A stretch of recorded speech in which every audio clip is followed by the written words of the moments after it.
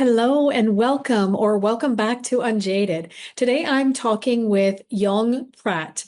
Yong has a company called Illuminating You Productions, and she's got a big background in dance and somatic work and healing, really healing modalities of all kinds.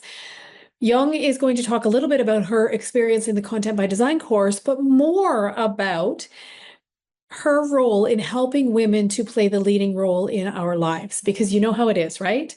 Especially as women, I think this happens where, life just keeps happening. We're raising families. Maybe we're in jobs that we don't absolutely love. Not that that can't happen to men too, but so many other people's needs kind of override our own needs. And then we get to this point in our lives. Young and I are both in our 50s. We get to this point in our lives where we're like, okay, wait. I'm actually not doing what I want to be doing. I'm actually not having the impact I'm here to have. I'm actually not loving my life like I want to love my life.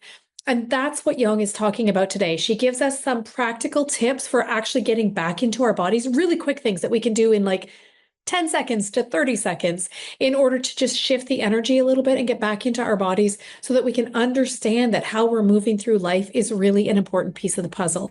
Young is beautiful to listen to. I know you're going to want to get into her world after you hear her speak today. Enjoy. Welcome to Unjaded, Young. It's so nice to have you here.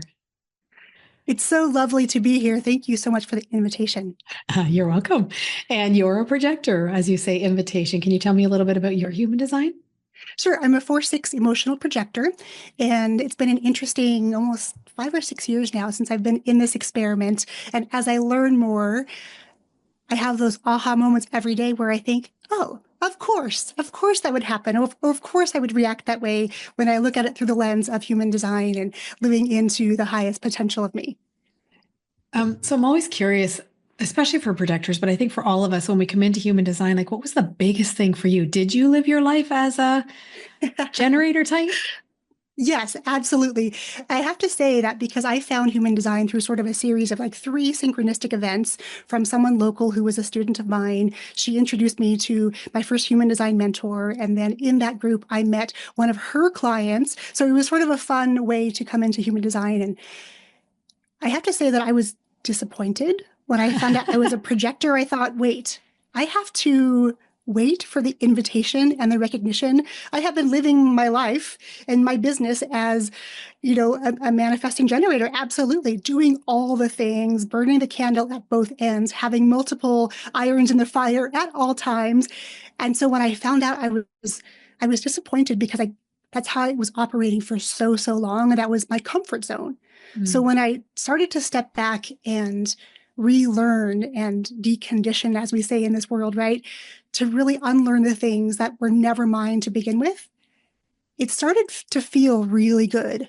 And I think about a year into the human design space and certification, because I jumped in with both feet because I was so curious. I wanted to know everything because I was at a point in my life where nothing made sense. I had closed a business of 17 years, a brick and mortar business, and I had no idea which way to go. And now looking back, I probably could have made different plans, especially being a line 4, because I like to have a plan to a plan to a plan, right? So it's been a lot of unlearning and a lot of allowing, which has really been an amazing journey, not an easy journey, yet it's been a really rewarding journey to get to this, not to the other side, because there's always more to do and learn, but to really start stepping into who I've always known myself to be, and have always been asked to not be that. I love that. Yeah, because that's something that we have said many, many times in our many conversations together and as a group in Content by Design, that the thing you're most here to be is the thing you're most conditioned away from, right? And that's the same for all of us, I think. Absolutely. Yeah, and it's a fun, interesting journey. And working with you these past couple of months has been so liberating in the fact that because you see me so deeply through my design, and we've had many conversations, there's this level of seeing me that in a way, I don't see myself. So especially as a projector, putting myself into rooms like this where I can be recognized and then I can let my gifts then build and shine from there. It has felt so nourishing for me. Mm. And one of your gifts is, I'm going to just say somatics for lack of a better word, because you do somatics.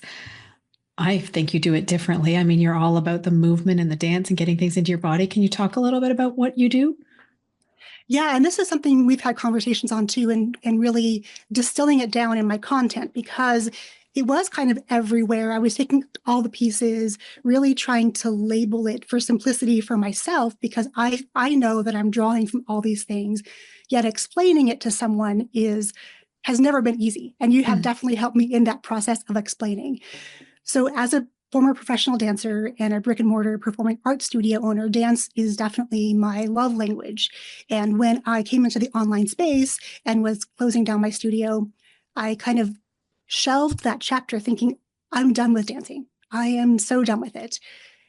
What I had to do in the process of learning human design was to bring that back out because the only way I could understand and make my brain process in a way that was helpful for me was to move my body. So I do a lot of dancing, and yes, I, have all of the ballet training and the modern training and all those things, but I don't like to label things like that because when I talk to people about dancing, there's a lot of shame and a guilt about moving our bodies in our culture. So I just call it movement. So we Mm. just come and we move together. And when we do that, we're able to really, really inhabit the body we are meant to be here in. Not the one that we wish we had, not the one that, Mm. we used to have, but the body we have now and just feeling good in this body. That's really the whole focus of everything I do is really getting back to the heart of you to sing your heart song. And really, in my world, everyone's life is the most important production in which they'll ever take part. So, really stepping confidently in that spotlight. And we can only do that once we have moved our body and gotten rid of all of the shoulds and all of the costumes and the masks and this brick wall we all have around ourselves. We have to let some of that go. And through lots of different movement practices that I use, we're able to get deeper into the heart. Mm. That's so beautiful. And I think that probably every woman listening is thinking, oh my God, she's speaking my language. Oh my God, she knows how I feel in my body or about my body, right? Because we've got so much conditioning on that, as you say. So, a big thing that you do is get women or the women that you serve in the driver's seat. What do you call it? The leading role in their Yes. life. So, what's happening for your people when they come to you versus after they've worked with you for a little while? And this is sort of a societal, a cultural phenomenon that as women, we take on the caregiving roles often, and we take on all the roles in the family life mostly, right? And so what happens is that we invest so much time and energy in making our kids' dreams come true and taking them to all their practices and making sure that they're fulfilled and supporting our spouses and doing the same. Yet at the end of the day, there's no time left for ourselves. Mm-hmm. And so as we go into this new year, my whole vision is to sort of reinvent who I want to become, Mm-hmm. the person that's always been there. So really, you've helped me see also this leading role and this idea that I had about the vision I had about my business. When I shared it with you, you kind of just said, well, this could be the whole thing. Like, why are you not sharing this? And I thought, because it felt too big and in society to, when we step up and celebrate our wins and when we show up as ourselves, it doesn't always feel good because the people around us sometimes don't accept us for who we are, and they're a little unsure of what to do with us when we show up as the bigness of ourselves as we all can be. The clients that I work with primarily are solopreneurs. And so they're doing and wearing all the hats in their business. Plus they're a mom, plus they're doing all the things for their community. And so when they come to me, they're very indecisive. They spend so much time fretting about things. There's a lot of anxiety because they don't know what to do because they have disconnected from themselves so much. They don't know what it feels like to trust themselves or to make an aligned decision or to do things that light them up, not their kids, not their husbands, not their community lives. So what happens when they come, when we work together, and I can use my projector superpowers, right, and see them at a Mm-hmm. very deep level. And then I can guide them by asking them questions. And then they start to realize, oh, I did forget that about myself. Or, oh, I don't know when I stopped doing this fun thing that I loved my entire life and it just kind of went away. So in our work together, it's so fun to see the light in their eyes because every time we're in a room together or, in a situation like this, I can literally see it. I can sense the shift in the energy. And because one of the gifts I've really been calling in and working on this year is channeling for other people, that is a really big part of what I do as well, because it's not ever just me asking the question. I'm calling in their guides and their ancestors and whoever wants to show up for them to poke at me enough to ask them the question that needs to be asked. I think that's one of the things that I love about your work that makes it so different in this space is that you speak a lot about ancestry and the ancestry that we're all kind of carrying with us a lot of times unknowingly. We forget about them. But that's one of the things that I think is really different about you. Can you talk about how you bring the ancestry in? Yeah, and this has been an interesting journey because it's only been recently that I've started really speaking about this because it dropped in a really big way. I have another friend who is an MG, and so we spend time together a couple times a month, and she's so great at recognizing me, and it feels so good to be with her. And I was talking to her one day, and we were talking about, I don't even know what we were talking about. And all of a sudden I was like, oh, it's the ancestors. And I had gone through a certification this year about integrating and really working as an energy alignment practitioner, really aligning myself and aligning my clients to really be in their most radiant energy.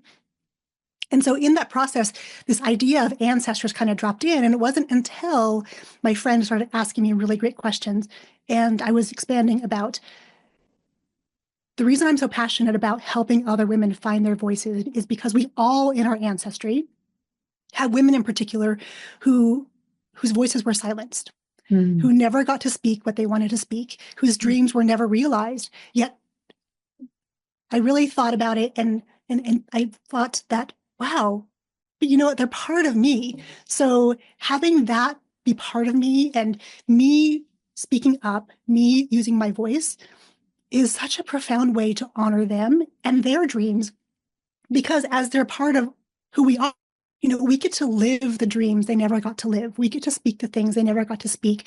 And there's such profound expansiveness to that because it becomes no longer about me. Because as women, we don't want to be selfish and be about me. It's no longer about me anymore. It's about me and my ancestors and my lineage and about how we all now can go do this thing. Yeah, and I find that that's something that's become more and more important to me as I've gotten older and as I've had grandchildren. Is like, I mean, I feel like I've always been here to do the healing work, and probably the women who come to you have always been here to do that healing work. But it's so important for all of the generations back and all of the generations forward. It's like you say, you're healing your lineage. You're not just healing for you. This is really important shifts that you're making with the women that you work with. Yeah, and I can see it too when every time I bring up this idea of lineage and ancestry, it's always so emotional. Not only for me because their guides put emotion in my body to share it with them.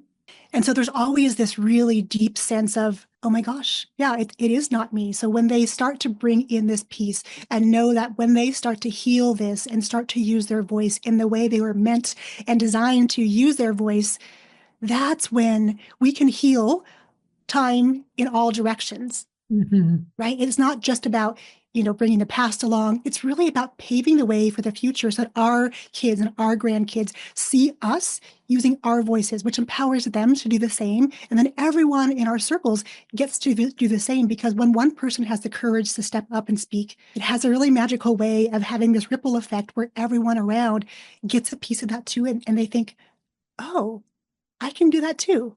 Just a quick little commercial break here for you. I am getting ready to present a 3-day free masterclass series. And this is for you if you are not making enough money in your business.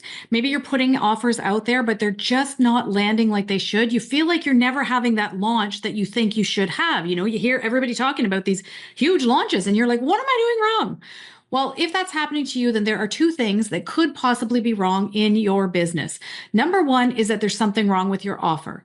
Something is not converting with your audience. They hear you talk about your offer and they're like, yeah, I don't know if I need that or not. And we're going to fix that in this masterclass series. The second thing is that your message is not clear. You are not getting really clear on what you're here to say, how you need to say it, and who you're actually speaking to so that you can land more paying clients with ease. And I'm going to show you how to leverage your human design so that you can do exactly that.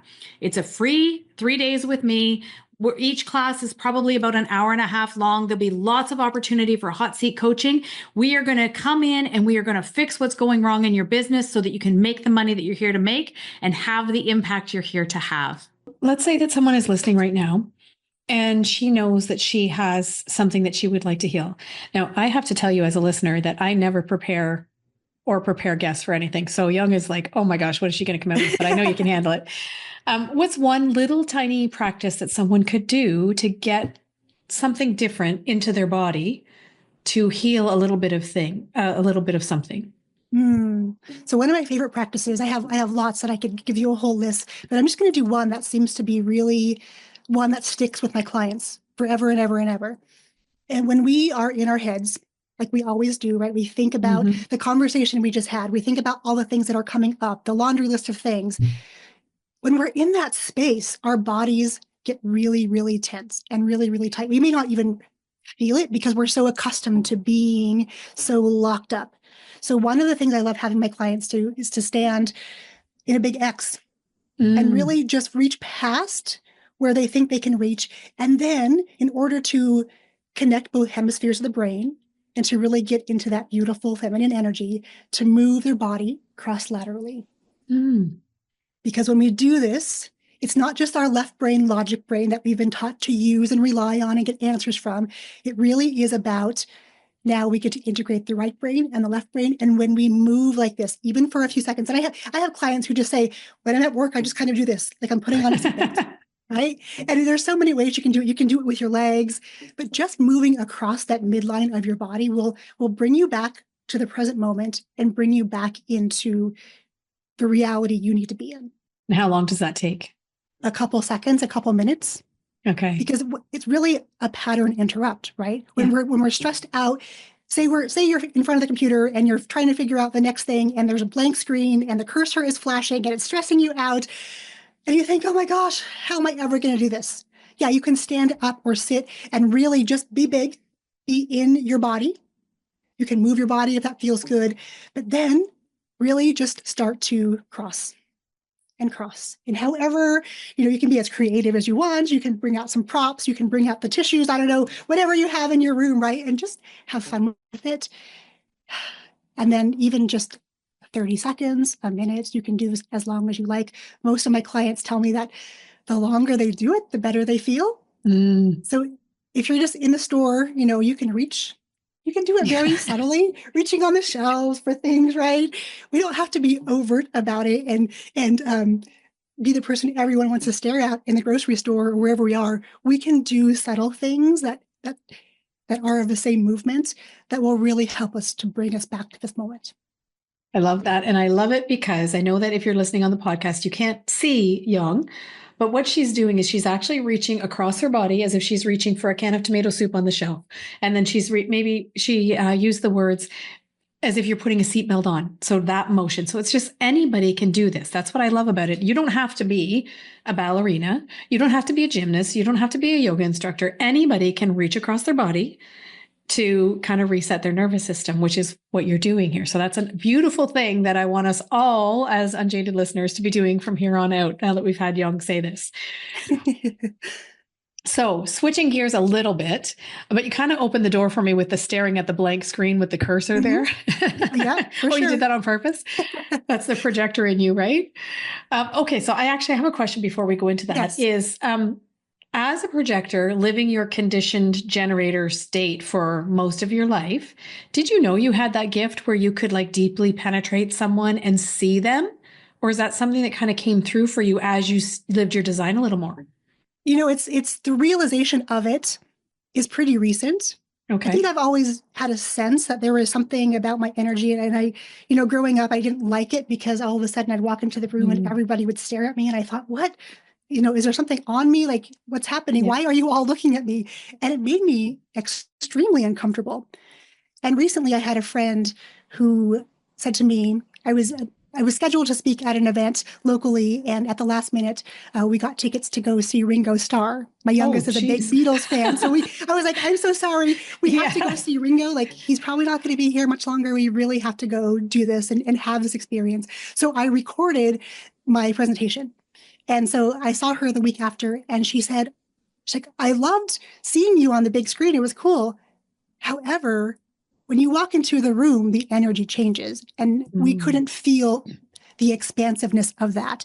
So it's interesting. So now I just recognize that that is part of what happens for me. And sometimes when I know I'm going to go into a crowded space and with a completely open head and ajna, I get I'm the person who, like, there's shiny disco ball moments every moment of the day. Like, I want to do this and this and this and this and this. So I will put a hat on just to block the flow of energy a little bit to me. And it also blocks the flow of my energy out. So I don't feel uncomfortable in situations. So yeah, it's been a lot of learning and appreciating and now understanding that, especially when I'm one-on-one with clients or even in a group, there's this sense of we can mm, all be in this space and we can all be in the present together, and we don't need to worry about all the rest. We can just be here and enjoy the energy of us. mm. I always do enjoy your energy so much, even on group calls. I love it. So one of the things that I would love for you to kind of take away from that as a listener, just one of the things, take away everything, but one of the things that Young said, you gave a great tip there about putting a hat on. So like you have all kinds of these little tricks in your or up your sleeve where you're just like, okay, well, you could do this to trick your mind. It reminds me of Todd Herman's work with the alter ego, where you just like put something on or act as if or one of those things. That's a great tip. So if you have that problem, I don't like that word, but where you feel like everyone's looking at you, you feel like your energy is escaping out of your head, all of that's like wear a hat. That's just such a little thing, but it's such a big thing.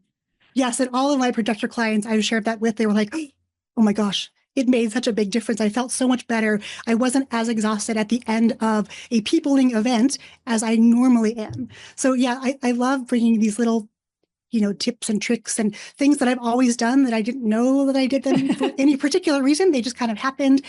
But now I'm really in the phase of life where, as an off the roof sixth line, right? I'm like, Yes. okay, I'm just going to bring it all together. I don't care if it sounds weird. I'm just going to do it and see what happens. Yeah. So Young is when she says off the roof, just in case you're not super familiar with human design, when she says off the roof. So when you're a sixth line profile and you have stepped over 50, which I think Young is kind of close to doing or has done. But when you step off, when you're over 50, you are actually now in the role model phase of your life. So now it's a lot easier for you to tell people, look, this is how I see it. This is what needs to be done. Whereas in that period of time between 40 or sorry, between 30 and 50, you're integrating all these lessons and you can see what needs to be done, but people aren't really listening to you. So it can be very painful. Absolutely. Yeah. That was your experience of life as a sixth line? Yes, for sure. I think Karen Curry Parker always says, even though I'm not a third line, I may not play, I may not be a third line, but I play one on TV, sort of thing, Yes, right? yes. Where as a sixth line, you know, it's interesting now to look back through the lens of human design and say, oh my gosh, that makes so much sense. I understand why I did all those things. But yeah, that middle period, it's like I wanted to speed things up and say, oh, I just want to do this thing now. I can see it and it's taking forever to get there. Come on, hurry up and just Yeah. be there. And there's such great energy for us, I believe, in our 50s. I think these are all the ways that women used to be told, men too, but like that your midlife crisis, you've got your Uranus opposition around the time you're 40, you've got your Chiron return, which is huge around the time you're 50. As a sixth line, you're jumping off the roof. There's so much energy around, okay, now's the time to do the thing. And I know that you don't just work with women in their 50s, but I love the work that you do because it's actually bringing women back to themselves, which is such an important piece of the puzzle. I always say, oh, and it's something I stole from someone, but a woman standing in her power is the revolution. And that's the revolution I think we need Yeah, right now on the planet. for sure. For sure. Because even in a family situation, if one person steps up and says, I'm going to make these Mm. changes, everything around them falls into place. So Yeah. many clients tell me, they said, I thought I came to do this for myself. Mm. And I'm realizing it's changing everyone around me. All of a sudden, there's conversations that I wish we could have had before, and now we're having, and questions that I'm being asked that I always wanted someone to ask me, and now they're asking me. So Yeah. it's never really about yourself. And especially if you're a mom or a grandma or business owner, everyone you interact with gets to be part of this journey. It is not a solo journey ever, although a lot of times it does feel like that. Hmm. Yeah. So now we're going to switch gears and talk about the impact that you are having. And you've been having an impact for quite some time. Like you've been an entrepreneur for most of your life, I think, most of your adult life for sure. But you were drawn into the content by design experience. And I'm curious, I'm going to ask a few questions that I believe my listeners would ask. And hopefully you can kind of shed some light on them. The first question I'm going to ask you is, you are someone who is trained in human design. So why would you take a course that or an experience, I've learned not to call it a course, that actually talks about human design and business and content creation?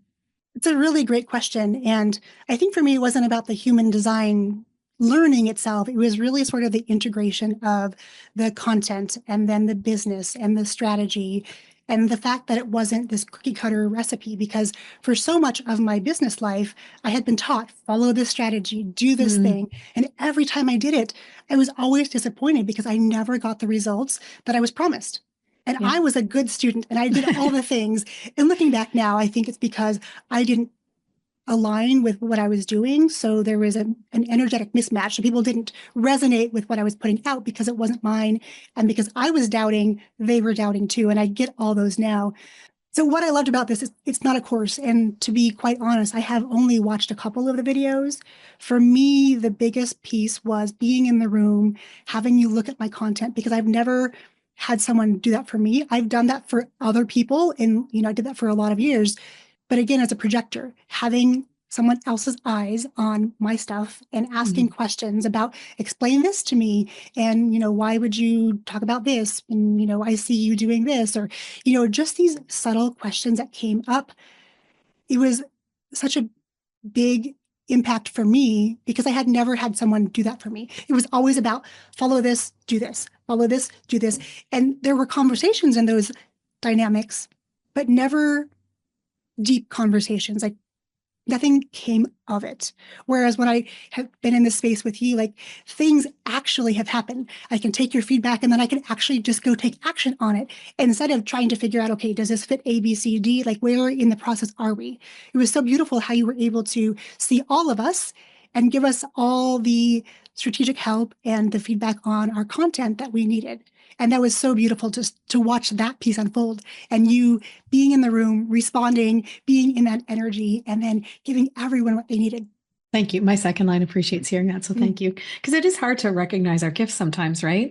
And I do feel like I am the opposite of the everybody do it this way. Like I think there's no one way to build a business. And perhaps because I've built businesses across so many industries, it's pretty easy for me to look into any business and see. And then with the human design piece as well. I mean, we know that human design just makes everything else magical, right? So in throughout our work together, we ended up together for 10 or 11 weeks. I don't know. It always, this is an 8-week experience that always ends up going longer because in this particular round, we had people who, some people wanted to start a podcast. Some people we realized didn't have a proper offer in place. So we kind of paused and did that. So we always like make sure that everybody gets what they need. But you really, in my opinion, did a lot. So what I see, I started to make a list before this call. What I saw you do was create a lead magnet that you were happy with, really rework the content on your website. Oh gosh, I remember the first time I looked at your website and you were afraid for me to actually do a video of like what needs to change here. And now to look at your Yes. website and the difference. You worked on your offers. You even came up with a like, holy shit offer. Like if I actually did this and sold this, Mm-hmm. you did some sequences in your email system. Did I miss anything? Well, I think the offer piece was a big missing piece for me too, because I was doing readings like we all do when we come out of the human design world. And for a while, I needed to do that and to Mm-hmm. be able to offer it by itself Mm-hmm. as an experience. But then working with you and then just growing as a person, I realized, okay, I don't need to lead with that. That can be Mm. part of what I do. yet I need to rearrange. So we get a lot of rearranging, I feel like, in the time we have Yes. together. And when you asked if you could record a video about my website, I had so much anxiety and fear about that because one, not only did I write the copy on it, right, and I've had people look at it, didn't really give me a ton of feedback, but I actually designed it, right? I learned web design as a necessity early in my business. And so there was like a double layered thing. Yet looking back, I am so grateful that I did that because I kind of had one of those downloads, right? Where it's like, you know what? I'm here to get stuff done. And in order to move forward, I need Vickie to look at my website. I don't care how painful it is. It probably is going to be super embarrassing for everyone else to see this.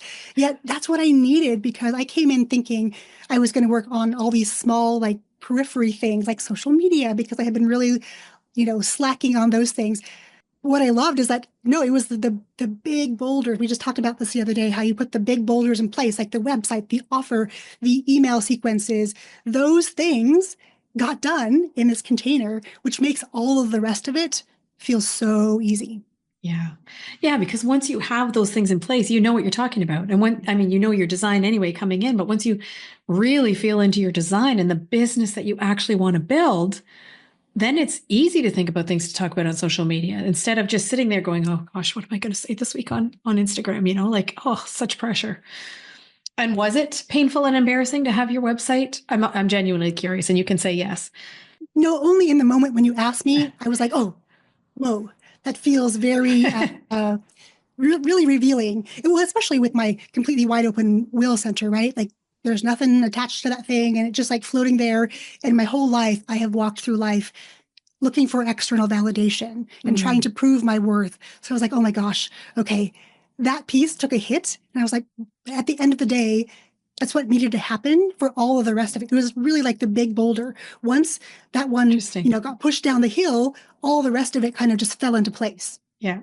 Yeah, I think you were already a creation machine, but you're like really a creation machine with a purpose in your business now, I think.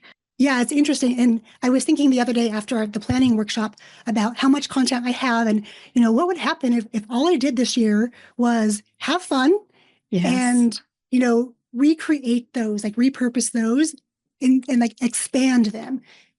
Even though I love creating content, what if I could just do that and I never had to worry about content again? Like that felt so liberating. Like, oh my gosh. And this year I actually chose a word after our planning session.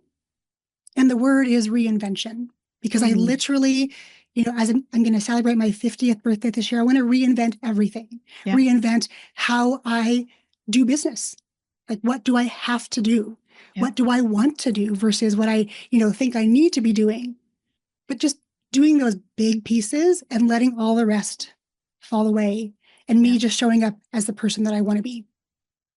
And in my head, as you were saying that, I'm thinking you could totally hire that out. You could totally delegate that piece now that you have this huge content bank. You could totally get someone really talented to create all of that social media stuff, and you just focus on the big things in your business. Yes, and that feels so dreamy. As you're saying that, I'm getting goosebumps because I do know that, as a fourth line, I like to have my control. So hiring things out, delegating is a trickier bit for me, and I'm sure you know that too.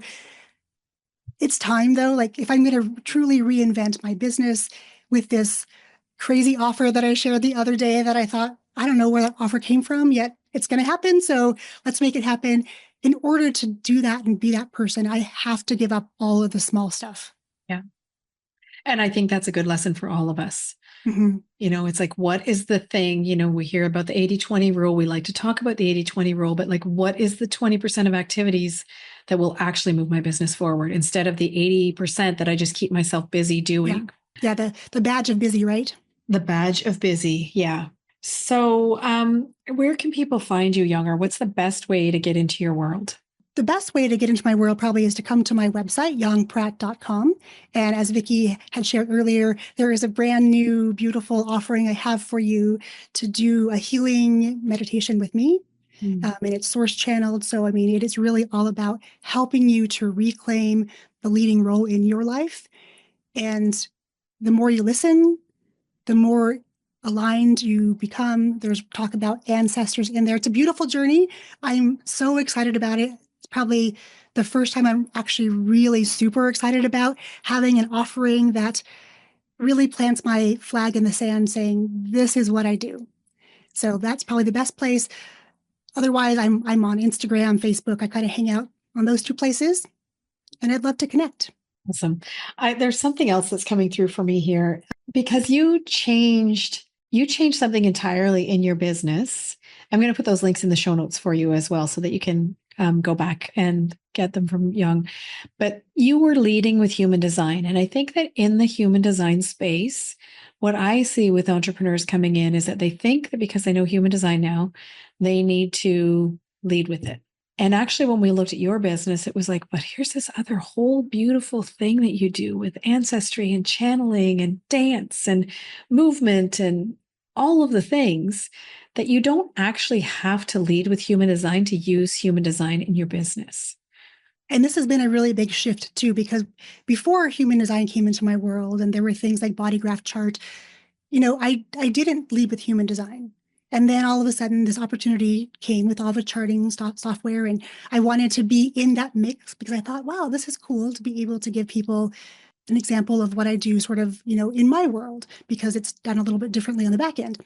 But then I just kind of felt like I was in this rut of there's so many human design people popping up, and what differentiates me from the rest of them when we're all doing the same thing? Why are they going to come to my website for a free chart when they can get one pretty much anywhere these days?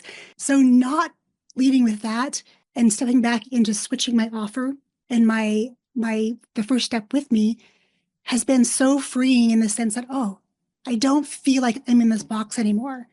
Yes, human design is important. I will always use it. Yet that is not the primary focus of what I do. I mean, really, it's about energy. Everything is energy, and your human design is energy. The way you move your body is energy. The way that you connect with yourself is energy. So when we can just focus on the energetics of you in your business, human design kind of flows beautifully in that. Yet it doesn't have to be the primary piece. And I think for people listening, it is a trap because we all think, okay, this is the thing I'm going to be known for, and I'm going to do these things. And yes, it could be.